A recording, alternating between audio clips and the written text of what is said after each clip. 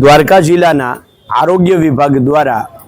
ખંભાળિયા નગરપાલિકાના chief officer અને ચારેય તાલુકા વિકાસ અધિકારીઓને પત્ર લખી અને હારે રિપોર્ટ મોકલી અને કહેવામાં આવ્યું છે કે દ્વારકા જિલ્લાના અલગ અલગ ગામડાઓમાં અને ખંભાળિયા શહેરની અંદર લોકોને જે પીવાનું પાણી આપવામાં આવે છે એના અમે સેમ્પલ લીધા હતા। એ સેમ્પલનો જે લેબોરેટરી રિપોર્ટ કર્યો અને એ રિપોર્ટમાં મોટા ભાગના સેમ્પલ ફેલ ગયા છે અને તમે લોકો એટલે કે નગરપાલિકા અને તાલુકા વિકાસ અધિકારીઓ જનતાને પીવા લાયક પાણી આપતા નથી। ત્યારે સવાલ એ થાય છે કે આ ભાજપ સરકાર છે એ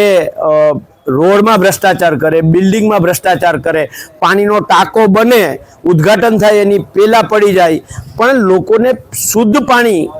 આપવામાં આવતું હતું એમાં પણ ભ્રષ્ટાચાર કર્યો ક્લોરીનનો। એટલે સવાલ એ થાય છે કે આ ક્લોરીન જેવી બાબત, નજીવી બાબતમાં પણ તમે ભ્રષ્ટાચાર કરી અને લોકોના આરોગ્ય સાથે ચેડા કરો છો। આ બાબતને લઈ અને અમારી ખંભાળિયા શહેર કોંગ્રેસની ટીમ દ્વારા જામજોધપુરના નાકાથી ચાલુ કરી અને વેપારીઓને પત્રિકા વિતરણ કરતા આવતા હતા અમે, અને છેલ્લે